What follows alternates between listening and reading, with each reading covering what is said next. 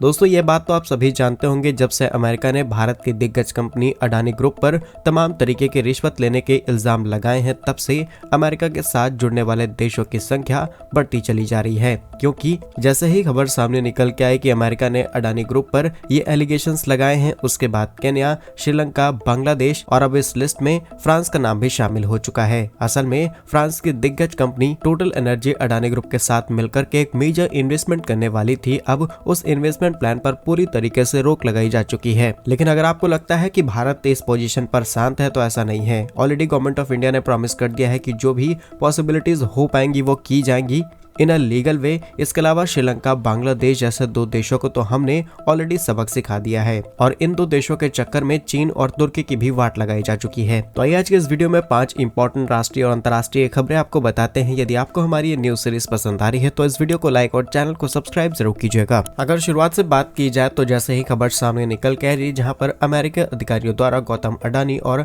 7 अन्य भारतीयों की सौर ऊर्जा रिलेटेड प्रोजेक्ट में घूसखोरी की खबर को उजागर किया गया, जिसमें करीब 265 मिलियन डॉलर की रिश्वत के आरोप को शामिल किया गया। और इस खबर के सामने आते ही अलग अलग देशों से बड़ी खबरें सामने आने लगी। पहली खबर केन्या से सामने निकल के आई, जहां पर केन्या की तरफ से अडानी ग्रुप के साथ होने वाली करीब 2.5 अरब डॉलर की एक डील को रद्द किया जा चुका है। केन्या की उस कंपनी का कहना है जिसने अडानी ग्रुप के साथ ये पार्टनरशिप की थी, वो अपने देश में बनने वाले एयरपोर्ट की डेवलपमेंट के लिए अडानी के साथ काम करना चाहते थे। लेकिन इस तरीके के एलिगेशंस के बाद वो इस एलिगेशन के बाद अब पीछे हटते हुए नजर आ रहे हैं। इसी के साथ अडानी इंटरप्राइजेज लिमिटेड का कहना है कि केन्या के हवाई अड्डों के रीडेवलपमेंट के लिए अगस्त में एक इंपॉर्टेंट केन्या बेस्ड कंपनी के साथ ही पार्टनरशिप की गई थी। लेकिन उस पार्टनरशिप में ऐसी कोई बात नहीं कही गई जिससे ये कहा जाए कि आने वाले समय में इस डील को कैंसिल किया जाएगा। इसके बावजूद भी कई लोकल मीडिया रिपोर्ट से इस बात का पता चल रहा है कि इस डील को लगभग अब कैंसिल माना जा सकता है। और जब इस डील को कैंसिल करने की डिटेल खुद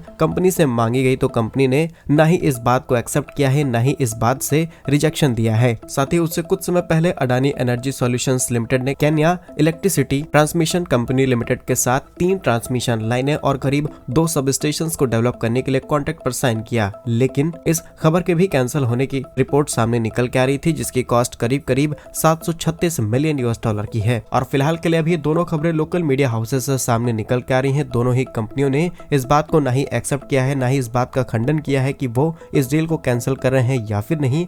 लेकिन इसमें साफ साफ पता चलता है कि अमेरिका का इन्फ्लुएंस कितना ज्यादा है। दूसरी खबर पड़ोस यानी कि श्रीलंका से सामने निकल के आ रही है, जिसमें अब ये कहा गया है कि अमेरिका के ही तर्ज पर इस डील की भी जांच की जाएगी, जहां पर श्रीलंका के बंदरगाह के डेवलपमेंट के लिए करीब 550 मिलियन US डॉलर से भी अधिक टैक्स समझौता अडानी ग्रुप और श्रीलंका के बीच में किया गया है। जहां पर US international development finance corporation ने पिछले नवंबर में कहा कि वह श्रीलंका की राजधानी कोलंबो में स्थित इस प्रोजेक्ट का कॉन्ट्रैक्ट अडानी ग्रुप को देने के लिए यहाँ पर कई लोगों ने मिलकर के भी रूल्स एंड रेगुलेशंस को बाईपास करने का काम किया है। इसी के साथ इसे सेम उसी तरीके से ट्रीट किया जा रहा है जिस तरीके से एलिगेशंस भारत में भारत के ही ब्यूरोक्रेट्स पर लगाए गए हैं। फिलहाल के लिए इस चीज पर अडानी ग्रुप का रिएक्शन सामने निकल के आ चुका है, जिसमें क्लियर कहा गया है कि सभी लीगल प्रोसेस के तहत ही इस प्रोजेक्ट को अपने हाथ में लिया गया और अगर जांच करनी है तो की जाए। हम सच्चाई पूरी तरीके से जानते हैं। तीसरी अपडेट पड़ोस यानी कि बांग्लादेश से सामने निकल के आ रही है, जहां पर बांग्लादेश के साथ ऑलरेडी अडानी ग्रुप का काफी बड़ा डिस्प्यूट हमें देखने को मिला।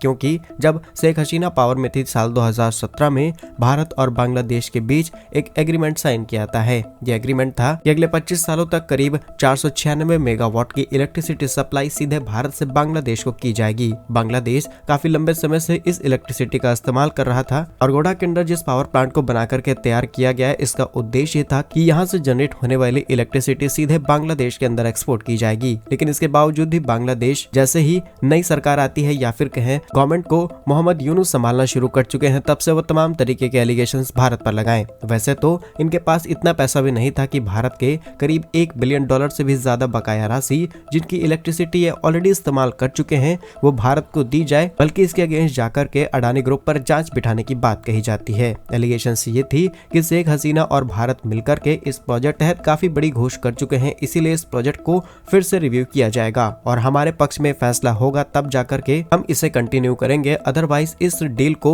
स्क्रैप कर दिया जाएगा। लेकिन जब अडानी ग्रुप की तरफ से पावर सप्लाई को हाफ किया गया तब बांग्लादेश की आंखें खुल के बाहर आ गई और बांग्लादेश ने तुरंत इंतजाम किया कि पहले अडानी ग्रुप को पैसे दिए जाएं, क्योंकि अगर पैसा नहीं दिया गया, इलेक्ट्रिसिटी नहीं आई, तो जो कुछ इंडस्ट्रीज ऑपरेट हो रही हैं जिससे इनकी दाल रोटी चल पा रही है वो भी पूरी तरीके से बंद हो जाएगी। लेकिन अब यूनुस का जो फैसला सामने निकल के आया है अमेरिका के सपोर्ट में कि वो भी अडानी ग्रुप की जांच करने वाले हैं, एक पूरी टीम बिठाई जाएगी, इसमें बड़े बड़े वकीलों को शामिल किया जाएगा, बड़े इंडस्ट्रीज को शामिल किया जाएगा, जिसके बाद इस जांच को और ज्यादा डेप्थ में किया जाए। लेकिन अगर इस बीच अडानी ग्रुप अपनी पावर सप्लाई को कट कर देती है तो डेफिनेटली बांग्लादेश को काफी ज्यादा लॉस उठाना पड़ेगा। और इसी बीच जो आई पॉजिटिव अपडेट ये है कि ऑलरेडी अडानी ग्रुप ने एक नई ट्रांसमिशन लाइन को सेटअप करने का फैसला कर लिया है, जिससे इस पावर प्लांट से जनरेट होने वाले इलेक्ट्रिसिटी को हम इंडियन ग्रिड के साथ कनेक्ट करते हुए इंडिया में सप्लाई कर देंगे। उसके बाद कोई देश हमसे इलेक्ट्रिसिटी खरीदे ना खरीदे, भारत को कुछ % का भी लॉस नहीं होने वाला है, लेकिन इससे बांग्लादेश को बम्पर नुकसान होने वाला है। अगली अपडेट फ्रांस से सामने निकल के आ रही है, जहां पर फ्रांस तो भारत का सालों पुराना दोस्त है, लेकिन अब जब दुनिया भर से एलिगेशंस लगी रहे हैं, प्रोजेक्ट को रिव्यू करने की बात कही जा रही है, तो फ्रांस की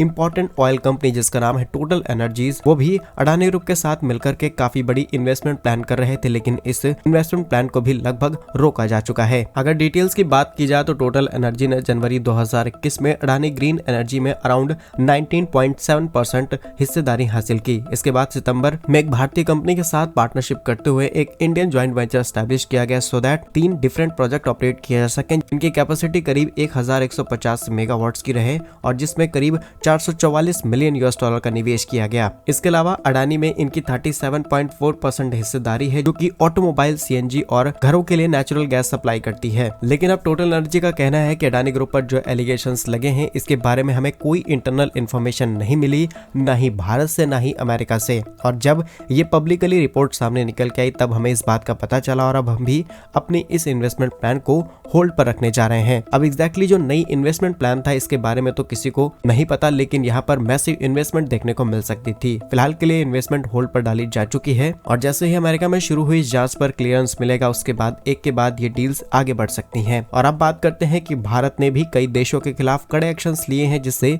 इन देशों को भारी नुकसान हो सकता है। फिलहाल भारत के रडार में इस समय श्रीलंका, बांग्लादेश, जापान, चीन और तुर्की हैं। असल में इन देशों से आने वाले फूड प्रोडक्ट जैसे कि सेब, मेवा और कई प्रकार के ड्रिंकिंग प्रोडक्ट भारत में इंपोर्ट किए जा रहे थे। और अब तक कई बार ये खबरें भी आप सुन चुके होंगे कि भारत के मसाले, भारत के कई फूड आइटम यूरोपीय देशों में रिजेक्ट किए गए। सेम उसी तरीके से भारत की जो फूड रेगुलेटरी बॉडी है जिसे हम फसाई या फिर FSSAI के नाम से जानते हैं, उसने रिसेंटली FIRA यानी कि एक रिजेक्शन लिस्ट को रिलीज किया और इस लिस्ट में श्रीलंका, बांग्लादेश, जापान, चीन और तुर्की शामिल हैं। इन देशों से आने वाले इस तरीके के फूड प्रोडक्ट पर पूरी तरीके से रोक लगाई जा चुकी है और कहा यह जा रहा है कि इन देशों में मोटे तौर पर हेल्थ को प्रायोरिटी न देते हुए इसमें heavy metals, heavy colours, artificial flavours, sweeteners और बहुत सारी ऐसी चीजों का इस्तेमाल किया जा रहा है जिससे इन फूड आइटम की क्वालिटी को और ज्यादा अच्छा दिखाया जा सके, लेकिन एग्जैक्टली ये हेल्थ के लिए काफी ज्यादा नुकसानदेह हो सकती है। बाकी भारत के इस फैसले पर आप क्या सोचते हैं कमेंट्स में जरूर बताइएगा। भारत के ऐसे ही वीडियोस पाने के लिए वीडियो को लाइक, चैनल को सब्सक्राइब जरूर कीजिए। वंदे मातरम, भारत माता की जय।